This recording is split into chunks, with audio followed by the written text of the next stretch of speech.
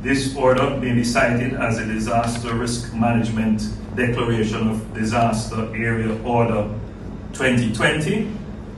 And 2, the whole of Jamaica is hereby declared to be a disaster area. The Disaster Risk Management legislation, which is the overarching legislation which guides the government's response. The first use of the legislation was when we convened the Disaster Risk Management Council. Many, and I see some members here with us this evening, and they have been meeting, and I gather you met with them today, Minister Mackenzie, and they have been collaborating with the Ministry of Health. So I want the country to appreciate that the entire government and civil society and NGOs are mobilized. The soldiers and policemen and women are appropriately geared, and I would ask CS and the Commissioner if they would like to just give a brief description of what the operations would look like.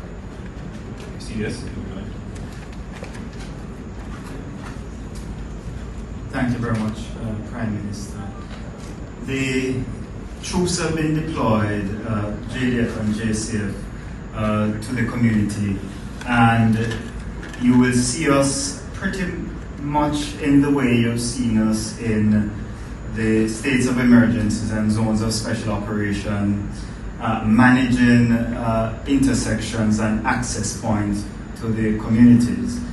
The difference is going to be, whereas when we're doing a security operation, we will do check searches and allow people to proceed. In this case, we'll be seeking to restrict movement in and outside the community. Obviously, there are going to be situations where persons have legitimate reasons to be moving in and out, and in such cases, appropriate records will be kept, guided by the Ministry of Health as to what profile of persons may be allowed to enter and exit, and what documentation that will need to take place. Then we have the Emergency Powers Act, we have the Public Health Act, giving responsibility to the Minister with responsibility for health and also to the local board. And essentially those are broad investigative powers in relation to disease and the prevention of disease in parishes, and to do, more importantly, whatever is necessary to arrest the spread of disease. The Minister of Health also has responsibility, after receiving a report from the Central Health Committee or the local board, in respect of any threat, to issue directions, and the Minister has already activated those powers to enforce measures to prevent and mitigate the spread of this communicable disease. The Public Health Act, again, authorizes the medical officer health or persons authorized in writing by the Minister of Health or the local board the right of entry upon any private premises to take action considered necessary in the interest of public health. So it means, which means that if there is suspicion that something is happening in your private places, the Minister may authorize entry there to investigate. It requires no warrant. It doesn't need your permission. The government must act and must take every step necessary to safeguard. To go back to duties that are imposed under the Public Health Tourism Establishment Regulations, Regulation 30, there is a duty to report to the medical officer where there is suspicion or confirmation of the COVID or any other communicable disease, and owners and operators must report. I know Mr. Bartlett is already aware and is taking steps to circulate it to players in the industry.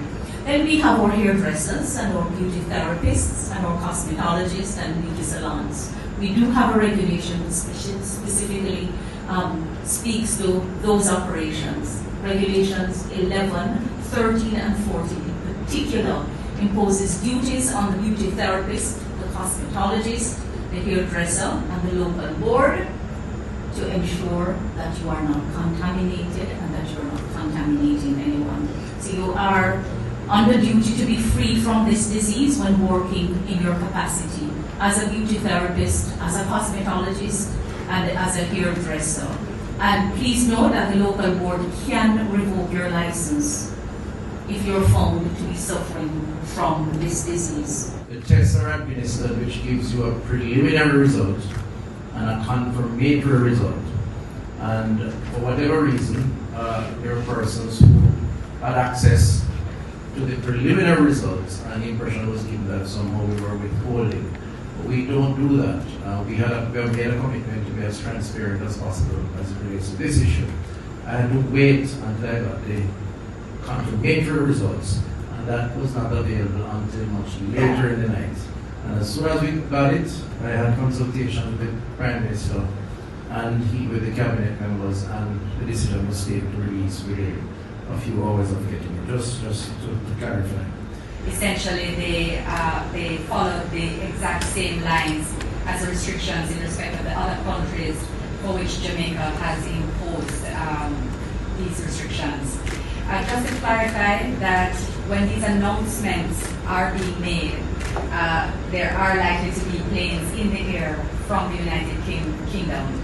So these planes will be landed, but it is anticipated that flights that will be scheduled for tomorrow and going forward, that those will take, or rather the restrictions will be applied there too. It would not be appropriate, reasonable, or perhaps impossible without legal consequence for us to apply them prior to the airlines being notified. And accordingly, those processes are already underway and being triggered by the ministry responsible for tourism and the other relevant agencies and departments. My information is that the police have so far identified one location where a box, several boxes, nearly 40 boxes of masks were found, taken from one hospital in Kingston Public Hospital. And I know the police will exercise their right and authority to pursue those individuals. But it's an indication of the challenges that we face. So I want to encourage Jamaicans, please refrain from doing this, and those who see it happening, give us the information and don't participate in that, because it really contributing to the challenges that we face. Ministry has taken the following decisions with immediate effect to restrict access to our infirmaries for the next 14 days. Now, we are doing this because a number of persons normally visit our infirmaries, not just Jamaicans, but foreigners. So we are restricting visit to our infirmary for the next 14 days. And the next 30 days, we are also restricting new residents to our infirmary. So it means that persons who have already been interviewed and identified to be accepted to our infirmaries, we will be putting a hold on that for the next 30 days. Also, we are establishing isolation areas within the infirmaries. At least 4 infirmaries presently have that facility. Those infirmaries that are without isolation areas, construction will commence immediately, working closely with the Ministry of Health in putting in the necessary infrastructure to facilitate an isolation area in our infirmaries.